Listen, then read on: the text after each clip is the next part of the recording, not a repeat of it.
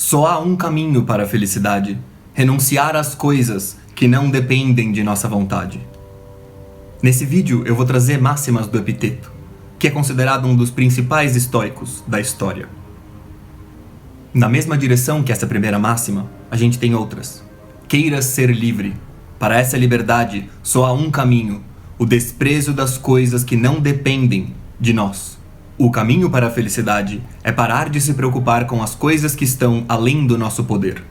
Não busqueis a felicidade fora, mas sim dentro de vós. Caso contrário, nunca a encontrareis. O desejo e a felicidade não podem viver juntos. Nós podemos racionalmente entender como as coisas funcionam para parar de dar importância àquilo que a gente não controla e começar a dar mais importância naquilo que a gente controla. Parar de temer aquilo que não está no nosso poder e de depender dessas coisas. É por isso que você busca a felicidade dentro de você. É porque você controla o que está dentro de você, o que está fora não. E além disso, é óbvio que quão triste ou quão feliz você fica com algum acontecimento depende em grande parte de você. Essa ideia de que o dinheiro não traz felicidade, com certeza é meio besta. Mas ao mesmo tempo, é bom não esquecer que também é muito fácil não ter nenhum problema material objetivo.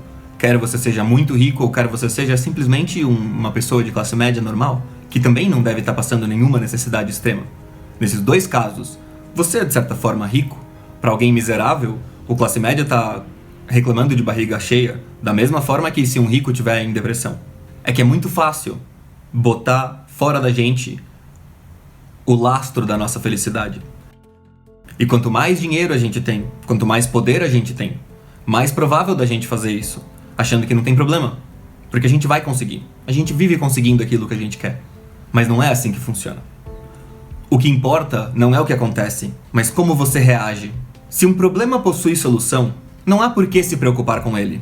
E se ele não possui solução, de nada adianta se preocupar com ele. No Encheiridion, também conhecido como Manual de Epiteto, a filosofia estoica é apresentada não simplesmente para aquele que nunca a viu, mas para aquele que já tem uma boa noção.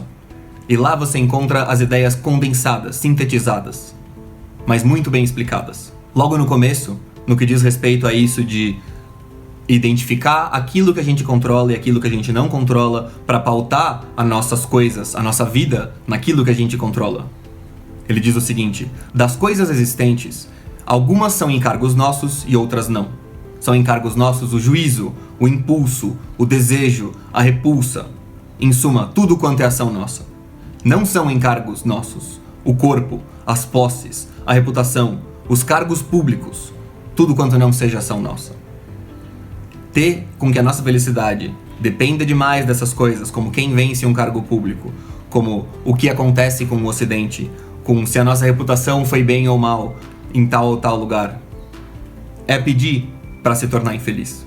É melhor, se possível, dar um jeito de não se importar com essas coisas e focar naquilo que a gente consegue controlar, como, por exemplo, repulsa, desejo, impulso, juízo. Tudo aquilo que diz respeito a essas coisas que nos causam infelicidade, a gente controla. Então a gente deve dar um jeito de suprimir quando ela tem um efeito negativo. Então, por exemplo, o juízo. Ficar julgando os outros, procurando defeito em tudo quanto é coisa. Isso é nocivo a você e você controla. Por isso você deve, quando isso acontece com você, se voltar para si mesmo e procurar os seus problemas, ao invés de ficar olhando para os dos outros. Você não pode mudá-los. Eles mudam se quiserem. Mas você controla você e pode aprender a não se preocupar e não sofrer por causa desses problemas alheios, dos quais você estaria reclamando se não tivesse ouvido o sábio do estoicismo. Deixe sua filosofia lidar com suas próprias falhas, ao invés de ser uma maneira de reclamar dos erros dos outros, como diz o Sêneca. A direção adequada da filosofia é focada para dentro de nós, para nos tornarmos pessoas melhores e deixar que as pessoas façam o mesmo por si mesmas. Mas é mais do que isso. Ele fala que se a gente ficar confundindo aquilo que é do nosso poder e que não é do nosso poder, se a gente ficar achando que controla aquilo que não controla, a gente vai criar entraves pra gente mesmo e a gente vai criar inimigos. Porque a gente vai começar a querer controlar coisas que dependem dos outros e eles não vão gostar.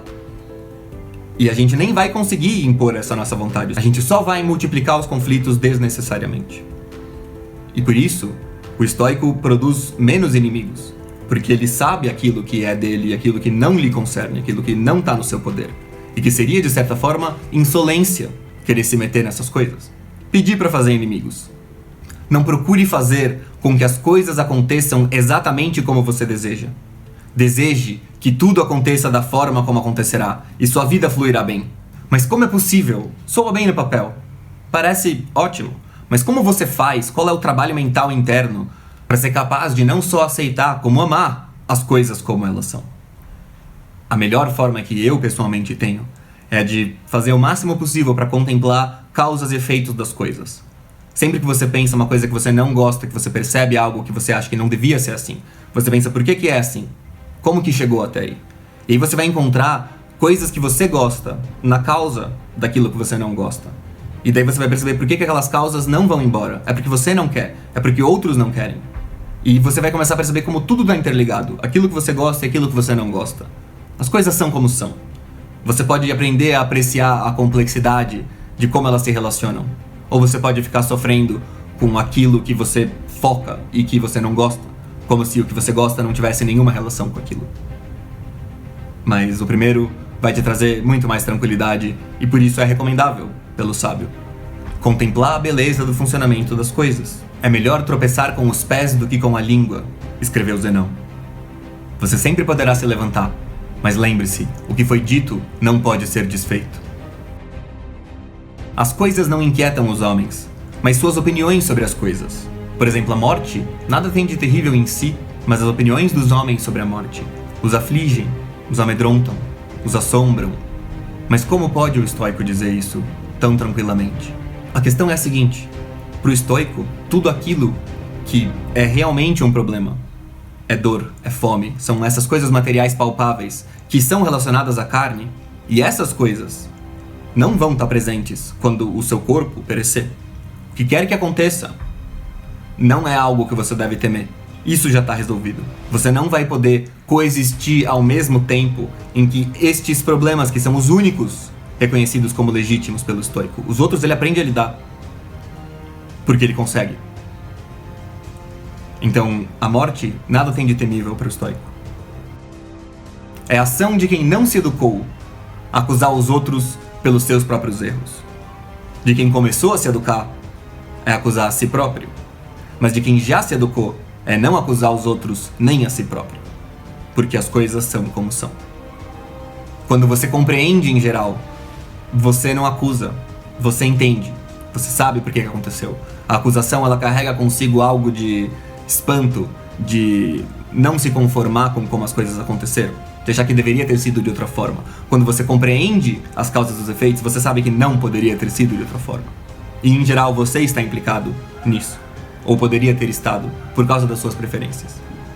E por último eu queria trazer uma máxima também clássica, uma ideia de por que é mais importante evitar a dor do que obter o prazer. Ele fala o seguinte: lembra que o propósito do desejo é obter o que se deseja. E o propósito da repulsa é não se deparar com o que está se tentando evitar. Mas quem falha no desejo, quer dizer, quem não consegue aquilo que quer, só não conseguiu o que quer, é um não afortunado. Mas aquele que se depara com aquilo que não queria se deparar, esse é um desafortunado mesmo. É bem pior se deparar com aquilo que você não quer do que você simplesmente não ter aquilo que você quer. Por isso é mais importante se focar em não ter dor do que focar em encontrar prazer. Esse é um dos primeiros pontos. Mas é claro, existem muito mais razões. Então espero que vocês assistam também os meus vídeos anteriores sobre isso e os meus futuros vídeos sobre isso. É que os vídeos se completam. Eu tô tentando não ser repetitivo neles e também avançar um pouco a compreensão das coisas. Por exemplo, nesse livro aqui, ele já é considerado uma obra um pouco mais avançada do estoicismo. Também quero pegar o Cartas a Lucílio e trabalhar ele mais aos poucos, no próprio caminho que o Sêneca faz, carta a carta. Porque até agora a gente trabalhou em máximas mais isoladas, que é exatamente o que o estoico recomenda que você faça. Que você comece por máximas que condensam a sabedoria e que facilitam a memorização delas. Mas agora a gente pode ir avançando também e ir além das máximas. Mas é isso então. Valeu por assistir até o fim e até a próxima.